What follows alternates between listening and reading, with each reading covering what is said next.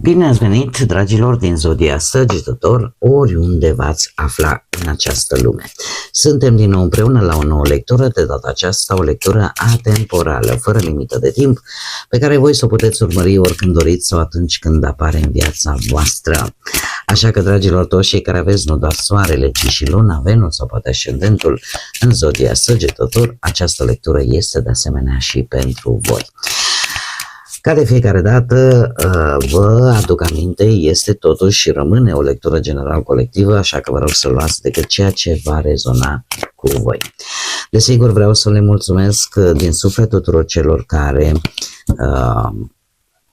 mă susțin prin intermediul like-urilor, comentariilor frumoase, gesturilor de apreciere și fiecărui gând bun care vine din partea voastră, așa că mii de mulțumiri tuturor. Iar celor care sunteți pentru prima dată aici pe canal, încă o dată bun venit. Iar dacă la finalul acestei lecturi simțiți că ați rezonat sau pur și simplu v-a plăcut, nu uitați să vă abonați. În felul acesta nu veți pierde niciuna dintre lecturile mele. Și în afară de acest lucru, abonarea este gratuită, dar nu costă bănuți. Haideți să vedem despre ce este vorba. Să vedem care este energia voastră. Aici am șoaptele... Haide că parcă stafie sună urât. Șoaptele unui spirit, să spunem așa. Fii atent la lucrurile, la oamenii la care, în mod normal, tu nu prea acorzi atenție. Pentru că în felul acesta vei vedea noi amănunte. Interesant, chiar interesant. Deci, în următoarea perioadă de când voi urmăriți această lectură, încercați să acordați mai multă atenție la anumite gesturi, la anumite persoane, la anumite situații la care voi până în acest moment nu ați acordat niciun fel de atenție sau prea puțină. De ce? Pentru că această nouă atitudine, să spunem așa, vă pot aduce ori clarificări, ori noi perspective, ori noi înțelegeri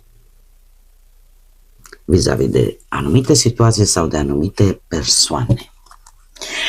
Haideți să vedem și dacă ne spune tarotul din ce domeniu, ce trebuie să știe, dragii mei, din Săgetător în următoarea perioadă de când urmăriți această lectură, ce este important de știut pentru dragii mei din Săgetător pentru următoarea perioadă.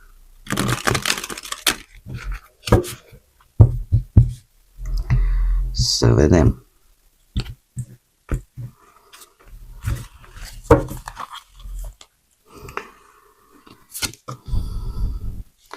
Un cavaler de bâte, un 5 de cupe, un as de monede, un paj de bâte, un paj de monede și un 10 de bâte. Dragilor, cred că se leagă foarte mult de partea profesională sau financiară.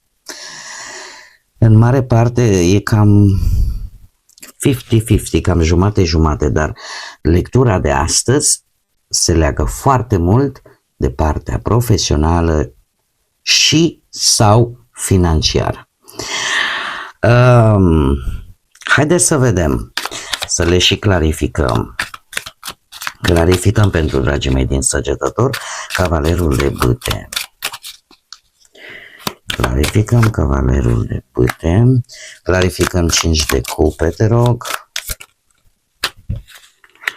Clarificăm asul de monede. Clarificăm asul de monede. Clarificăm pajul de bâte. Pajul de monede. Clarificăm pajul de monede.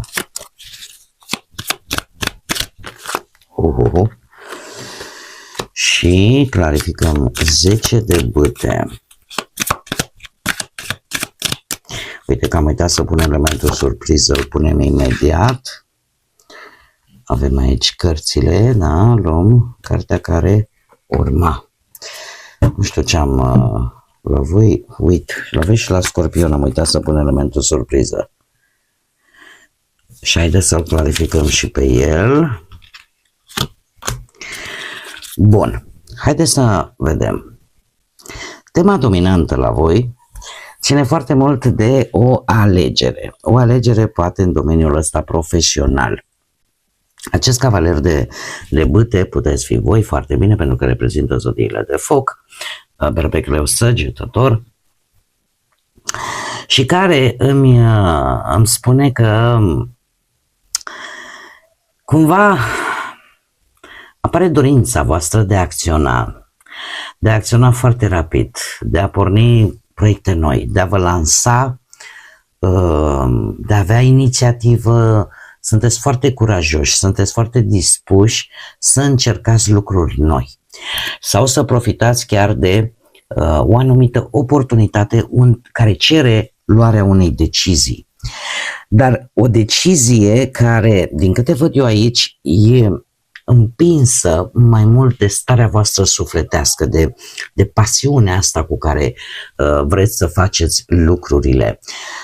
Îndrăgostiți, avem zodia Gemeni, poate are vreo legătură cu voi, nu știu, pe ascendent sau cu altă energie, dar trebuie să vă spun că pe partea asta profesională voi veți alege acele proiecte, acele colaborări care cumva se potrivesc cu valorile voastre, în care oamenii cu care colaborați sunt compatibili cu voi sau proiectul vostru e compatibil cu un alt proiect, să spunem așa. Este vorba de ceea ce vă place vouă să faceți. O decizie poate pentru a forma un parteneriat mai solid la muncă, să colaborați poate cu vreun coleg sau cu mai mulți sau cu alți profesioniști, în așa fel încât să vă și sprijine, da? Și vă veți gândi, și asta nu e rău, vă veți gândi înainte de a lua această decizie importantă pentru, mai ales dacă trebuie să acceptați un job sau să vă asociați cu altcineva într-o afacere sau într-un proiect. De ce s-a ajuns aici? Pentru că ați traversat o perioadă în care tot ați avut parte de tot felul de obstacole, de tot felul de competiții, de tot felul de oameni care poate v-au provocat sau voi ați avut parte de niște provocări total neașteptate. A trebuit mereu să rămâneți pe poziții, a trebuit mereu să fiți curajoși, să fiți perseverenți și să treceți peste anumite dificultăți care la un moment dat e ca și cum mai spune, doamne, nu mai pot, pur și simplu. Din punct de vedere intern, emoțional, să spunem așa, cu acest 5 de cupe, v-ați dat seama, chiar dacă ați pierdut ceva, totuși n-ați pierdut tot. Chiar dacă ați avut dezamăgiri, chiar dacă ați traversat obstacole, că pe proiecte, că pe colaborări, v-ați dat seama de fapt ce nu merge,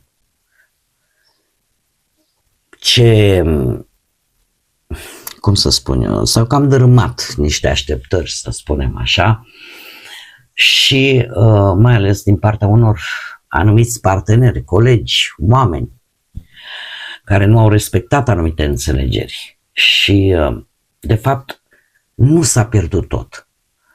Da? Ați privit ceea ce se poate salva și ați învățat, și asta e foarte important, ați învățat din aceste situații, le-ați luat ca pe niște experiențe de viață, dar asta nu vă oprește să vă ridicați de jos și să mergeți mai departe.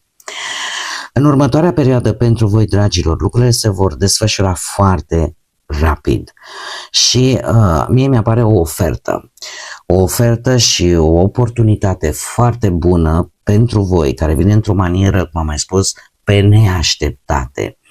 Că vă vine, nu știu, un posibil venit care să vă ajute în proiectul pe care voi vreți să-l faceți, sau că respectivul proiect se mișcă foarte rapid, apar schimbări, apar vești importante, poate apărea o aprobare rapidă pentru, nu știu, vreun job sau vreun proiect al vostru sau vreo decizie neașteptată la locul de muncă și asta te împinge să acționezi repede, să te adaptezi și să profiți de această oportunitate care ți se deschide.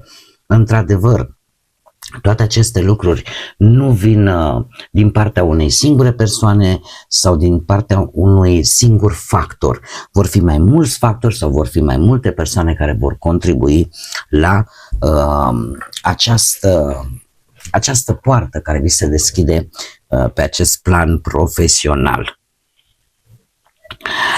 Mergem mai departe și acum, ce nu exprimați voi liber sau ce țineți, ca să spunem așa, pentru voi și cu precădere,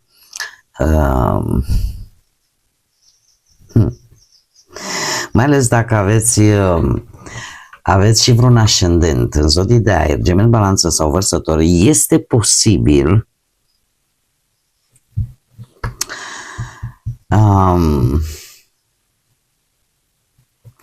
ca voi să, nu știu dacă ați dat vreun interviu și ați dat vreun interviu cu cineva care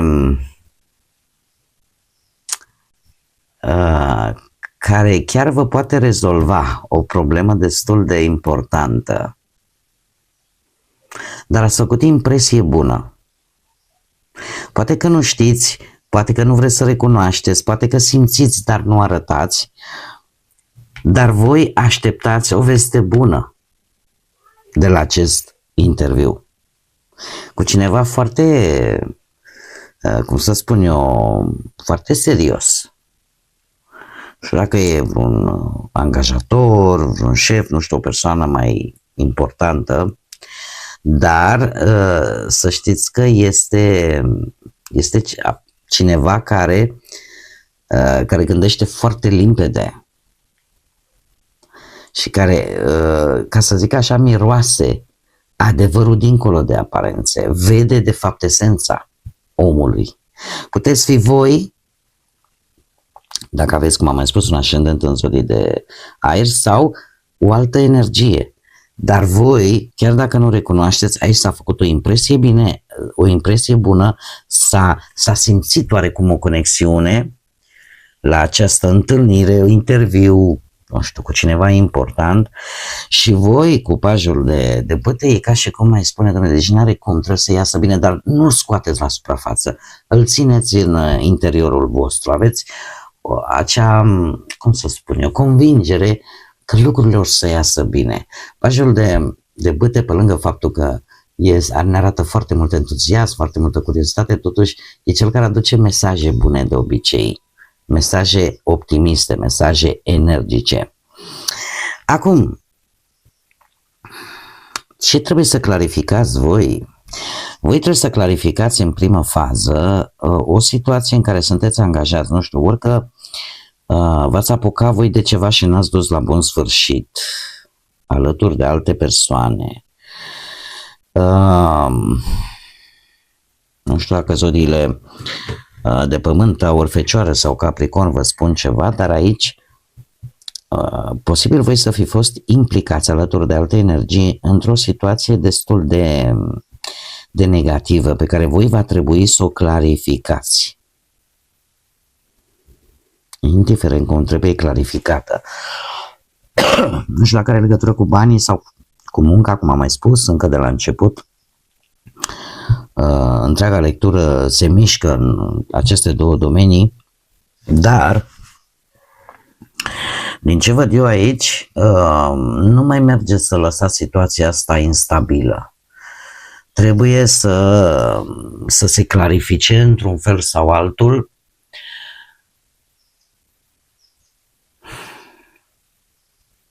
Nu știu dacă ar trebui poate să vă canalizați un pic, să vă concentrați un pic mai mult asupra ceea ce e de interesul vostru și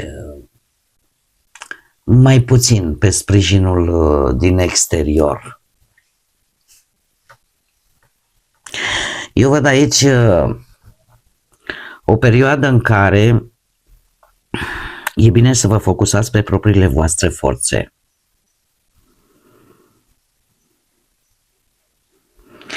Trebuie clarificată într-adevăr situația asta care nu vă implică doar pe voi, mai implică și alte persoane, dar cu pajul de monede aș spune că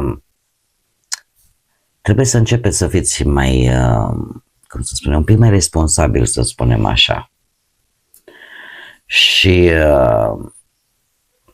chiar dacă unii pot spune, știi, dar eu nu prea am experiență, sau să vi se pară că lucrurile merg destul de greu și parcă nu avansează, asta nu e o tragedie, mai bine pași mici, sigur, decât rapizi și care nu duc nicăieri.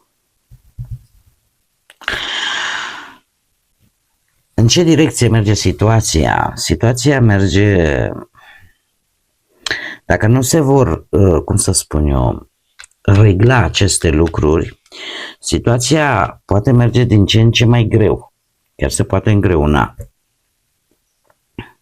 Și atunci, cum am mai spus, depinde foarte mult de voi să reglați ce e aici. Pentru că alminter, cu 10-ul ăsta de bâte, responsabilitățile vor fi mult mai apăsătoare, poți începe, nu știu, sau să vă înșirați în mai multe direcții și știți cum e când te împarți în 20.000 de locuri și nu reușești să termini niciuna. În afară că apare oboseală, atât fizică, mentală, apare și o presiune, da, crescută. Pe de altă parte, nici partea financiară nu se îmbunătățește foarte rapid. Va mai dura un timp în care poate lipsa banilor sau dificultățile materiale, provocările astea financiare vor mai dura. Așa că trebuie rezolvată, clarificată această situație. Surpriza, elementul surpriză îl aduce un rege de monede alături de un paj de cupe. Aici am o prințesă de cupe. Dragilor, toată această situație are șanse de schimbare, chiar dacă în acest moment nu se vede, dar va induce o schimbare de direcție. Cineva dintr-o zodie de pământ, posibil Taur, Fecioară sau Capricorn, este cineva care are susținere financiară foarte bună, care vine cu o ofertă sinceră, cu acest paj de cupe, o propunere nouă și care vă poate schimba direcția. Și chiar mult. Tocmai de aceea apare această energie. Să pui atenție pe acele lucruri sau oameni pe care tu în mod normal nu îi bagi în seamă sau nu le acorzi atenție. Pentru că ei te pot ajuta, aici putem vorbi de o nouă ofertă, un nou început, ei te pot ajuta să câștigi noi șanse. Este foarte important acest lucru.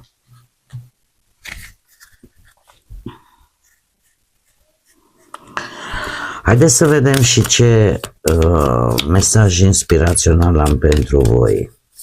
Dragii mei din Săgetător, un mesaj pentru dragii mei din Săgetător. Ia să vedem. Și avem Violeta. Este un oracol inspirațional botanic. Spune așa: mulțumire și modestie. Modestia este acea lumină strălucitare care îți pregătește mintea să primească cunoaștere și inima pentru adevăr. Madame Guizot a spus acest lucru. Ce ne spune această frază inspirațională? În primul și în primul rând, cred că are legătură, într-un mod indirect, cu energia principală. De ce? A fi modest, da? A nu ieși neapărat în evidență, a fi atent și la ce este mai jos de un anumit nivel, îți pregătește mintea să primească cunoaștere, adică să afli exact ceea ce tu ai nevoie. Și îți pregătește inima, sufletul pentru un adevăr, să-ți dai seama de niște lucruri. Și aici, uite, chiar insist să vă dau un exemplu ca să mă fac mai bine înțeleasă. Ați văzut poate și prin anumite filme și în viața reală, că de multe ori când vrei să te duci, de exemplu, la că tot vorbim de parte profesională, la un interviu cu un șef autoritar, unde te duci să întrebi? Că doar nu o să-l întrebi pe cel de acolo, întrebi un subordonat, unul de sub el ca și nivel ierarhic. Măi, cum e șeful? Vrei să obții informații? Tu nu te duci degeaba acolo, te duci să câștigi. Și atunci cobori ierarhic și cobori până la un punct în care strângi informații importante. Pentru că cine cunoaște poate cel mai bine o anumită persoană decât cei care se află în jurul persoanei importante, dar care ei din punct de vedere ierarhic sunt mult mai jos. Cam așa văd eu lucrurile. Da? Dar pentru asta cum? Nu trebuie să fii cu mândria por las nubes, cum spun spaniolii, da? Până la cer, cu mândria și orgoliile, da? Trebuie să fii modest, trebuie să întrebi, trebuie să accepti, că trebuie să vorbești și cu altfel de oameni, nu neapărat numai cu cei suspuși. Cel puțin eu așa percep acest mesaj. Cam aceasta a fost lectura pentru voi, dragilor. Acestea au fost mesajele. Eu sper din suflet că v-au putut ajuta și să vă răspundă la anumite întrebări. Eu vă mulțumesc oricum că ați fost alături de mine, iar până data viitoare când ne vom întâlni la lecturile noastre săptămânale, nu uitați, suflete frumoase, să gândiți înalt, să zburați înalt și desigur lăsați ca pacea, liniștea, iubirea și credința să vă însoțească la fiecare pas.